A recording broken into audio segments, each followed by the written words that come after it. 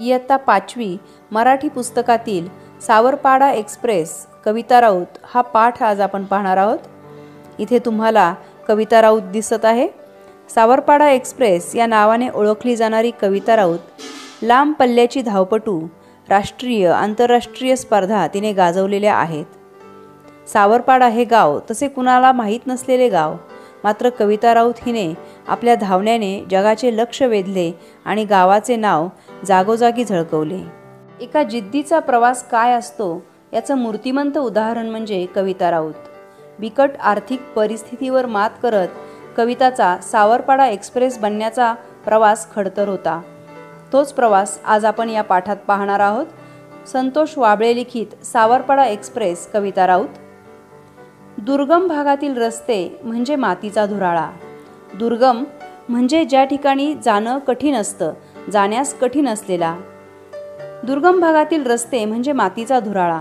पाण्यासाठी वणवण करणे हा रोजचा दिवस। वणवण करणे म्हणजे 10 दिशा भटकणे। अशा प्रतिकूल परिस्थितीत, प्रतिकूल म्हणजे कठीण परिस्थिती, वाईट परिस्थिती, कुरकुर न करता, कुरकुर करणे, तक्रार करणे, हार न मानता जीवन जगणे म्हणजे एक दिव्यच।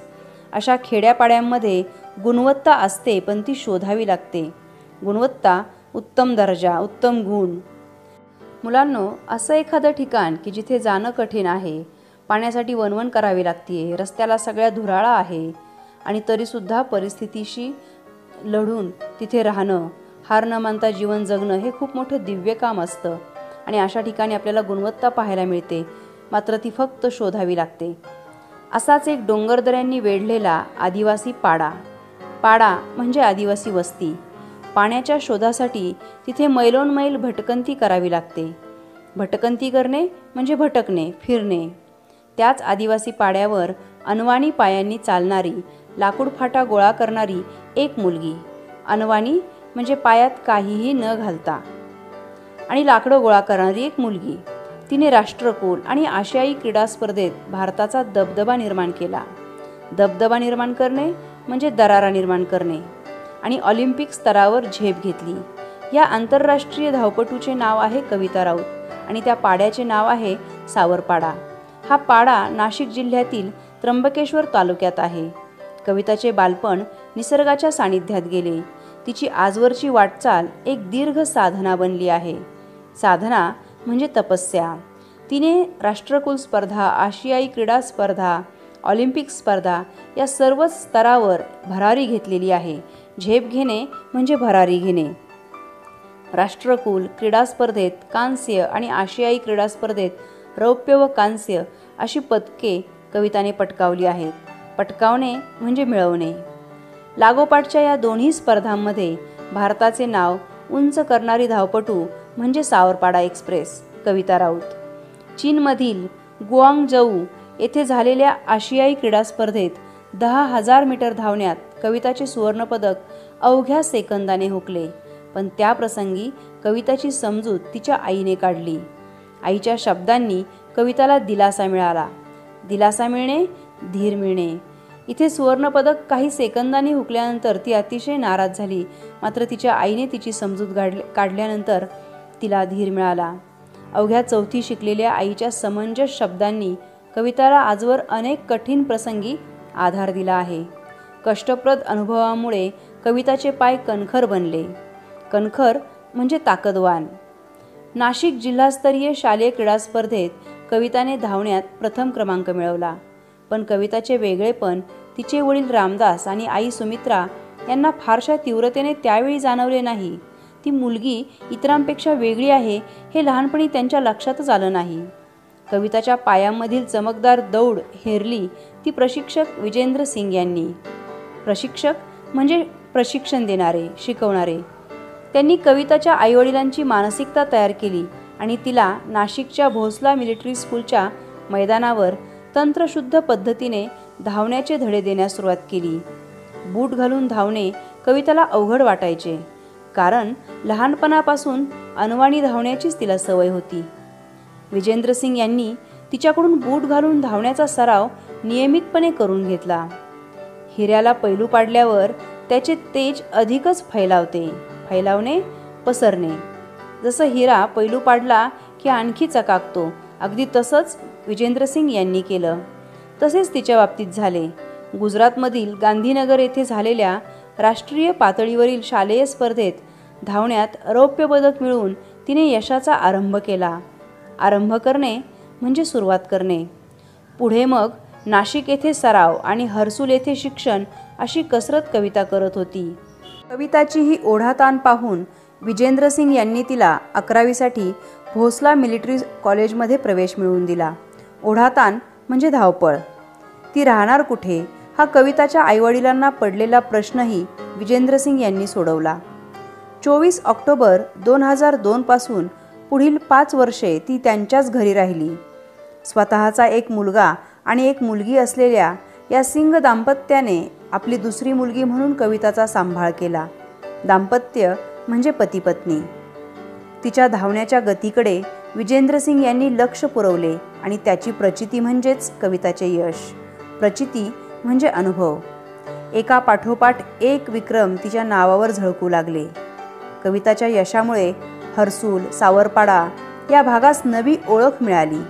आज केवळ राऊत कुटुंबालाच कविताचा अभिमान वाटतो असे नाही, तर संपूर्ण हर्सूल परिसराची हीच भावना आहे.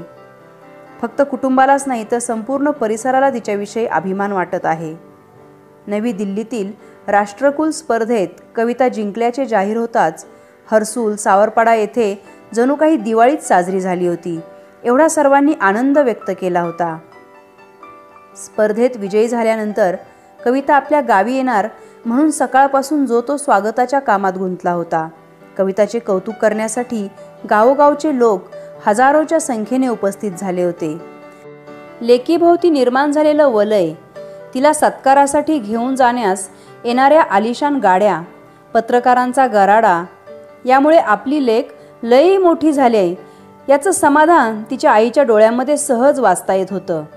कविता बंगळूर येथे विशेष प्रशिक्षणासाठी गेली असताना रोज किमान एकदा तरी आईशी फोनवरून बोले.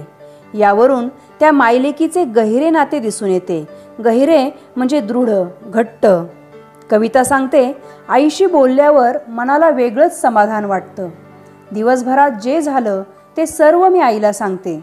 माझ्या त्रासाबद्दल मात्र तिला मी काहीच सांगत नाही, कारण ते ऐकून आईला उगीच वाईट वाटत राहतं. कविता हळवी आहे. प्रसिद्धीच्या वलयाने तिच्या स्वभावात काही फरक पडलेला नाही हे इथं दिसून येतं. बाप लेकीच्या नात्यातील वीणही तितकीच गहिरी. लहानपणी आपले बोट धरून चालणाऱ्या कविताच्या पायांमध्ये मोठेपणी इतके बळ येईल असे तिच्या आईवडिलांना कधी वाटलंच नव्हतं. कविताच्या यशाचं सर्व श्रेय ते प्रशिक्षक विजेंद्रसिंग यांना देतात. जेव्हा कविता प्रतिकूल आर्थिक परिस्थितीशी झगडत होती तेव्हा तिला आर्थिक मदत मिळावी म्हणून जो भेटेल त्या प्रत्येकास विनंती करण्यात विजेंद्रसिंग यांनी कोणताही कमीपणा वाटू दिला नाही. तेव्हा त्यांनी कमीपणा वाटू दिला असता तर कदाचित आज कविता या स्थानापर्यंत पोहोचू शकली नसती. कविता जी मोठी झाली आहे त्यामध्ये विजेंद्रसिंग यांचा खूप मोठा वाटा आहे. त्यांनी तिला 5 वर्ष तर सांभाळलंच, परंतु तिला आर्थिक मदत मिळावी यासाठी सुद्धा खूप धडपड केली.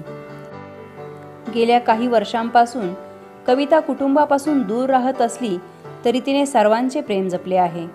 घरचे सण समारंभ, उत्सव यामध्ये प्रत्यक्ष सहभागी होता येत नसल्याची खंत कविताला वाटते. खंत वाटणे, दुःख वाटणे.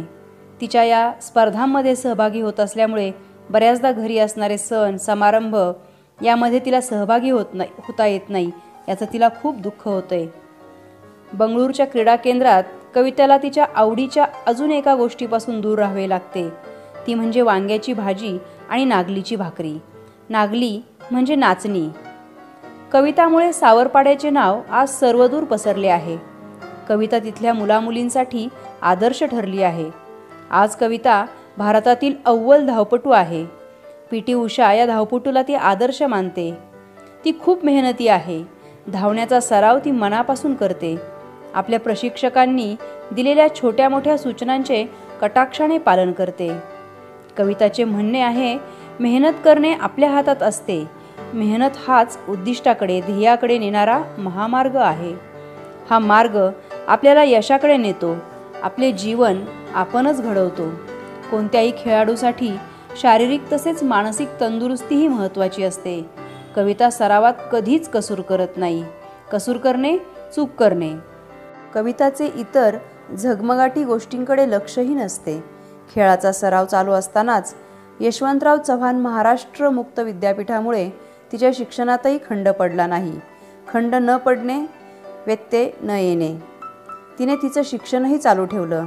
जगामध्ये इतर ज्या झगमगाटी गोष्टी आहेत त्याच्याकडे ती अजिबात लक्ष देत नाही. त्यापेक्षा ती खेळाचा सराव करणं जास्त महत्त्वाचं समजते. कविता ही तिच्या जीवनप्रवासाची नायिका आहे.